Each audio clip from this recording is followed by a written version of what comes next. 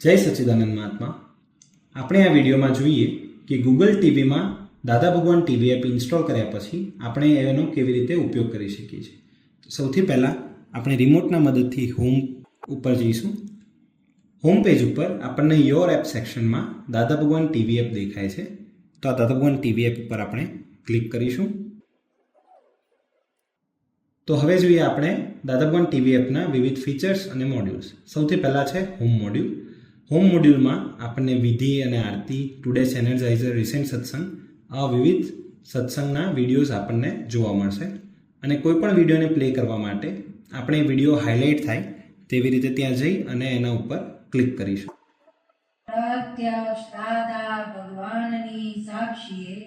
અને back button દબાવવાથી આપણે ફરીથી એપમાં આવી જઈશું। ત્યારબાદ છે 24/7 ટીવી, જેમાં આપણે ગુજરાતી, હિન્દી અને ઇંગ્લિશ ભાષામાં નિરૂમા અને પૂજ્યશ્રીના 24 કલાક સત્સંગ જોઈ શકીએ છીએ।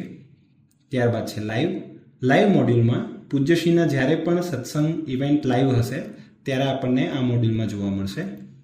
ત્યારબાદ છે લાઇબ્રેરીમાં પૂજ્યશ્રી અને નિરૂમાના વિવિધ સત્સંગ શિબિર અને ઇવેન્ટના વિડીયો આલ્બમ્સ આપણને આ મોડ્યુલમાં જોવા મળશે, જેમ કે ગુરુ પૂર્ણિમા, જન્મ જયંતિ અને વિવિધ સેન્ટર ઉપરના સત્સંગ। ત્યારબાદ છે હોમવર્કમાં નિરૂમા અને પૂજ્યશ્રી દ્વારા જન્મજયંતિ, બેસતું વરસ અને ગુરુ પૂર્ણિમા જેવી વિવિધ ઇવેન્ટ્સમાં જે હોમવર્ક આપવામાં આવે છે તે હોમવર્કના વિડીયોઝ આપણે આ મોડ્યુલમાં જોઈ શકીએ છીએ।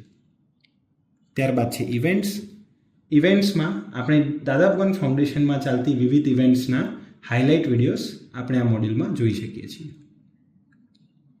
સામયિક મોડ્યુલમાં પૂજ્યશ્રી અને નિરૂમા દ્વારા વિવિધ ટોપિક ઉપર સામયિક વિડીયોઝ છે જે આપણે જોઈ શકીએ છીએ, અને સર્ચ ઓપ્શનની મદદથી આપણે સામયિક સર્ચ પણ કરી શકીએ છીએ।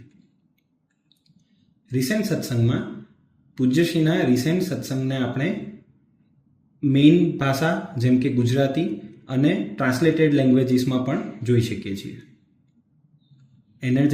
એનર્જાઇઝર આપણે ગુજરાતી, હિન્દી, ઇંગ્લિશ અને જર્મન એમ 4 ભાષામાં રિસેન્ટ એનર્જાઇઝર્સ આપણને જોવા મળશે। મ્યુઝિક વિડીયોઝ, દાદાના પદોના મ્યુઝિક વિડીયોઝ આપણે આ મોડ્યુલમાં જોઈ શકીએ છીએ। ત્યારબાદ છે સેટિંગ્સમાં આપણે સત્સંગ વિડીયો માટે જે પ્રિફર્ડ લેંગ્વેજ હોય તે આપણે અહીંયાથી સિલેક્ટ કરી શકીએ છીએ, જેમ કે Gujarati, Hindi, English, German, Spanish અને પોર્ટુગીઝ। તો આવી જ રીતે આપણે દાદા ભગવાન ટીવી એપનો ઉપયોગ કરી શકીએ છીએ। અને સાથે સાથે દાદા ભગવાન ટીવી એપને આપણે આ લિસ્ટમાં જો આગળ લેવી હોય તો તેના માટે આ રીઓર્ડરનો ઉપયોગ કરી અને આપણે આને દાદા ભગવાન ટીવી એપને આવી રીતે રિમોટના મદદથી આગળ પણ લઈ જઈ શકીએ છીએ, જેથી આપણને સૌથી પહેલાં જ દાદા ભગવાન ટીવી એપ દેખાશે। તો આવી રીતે આપણે દાદા ભગવાન ટીવી એપનો ઉપયોગ કરી શકીએ છીએ। જય સચ્ચિદાનંદ।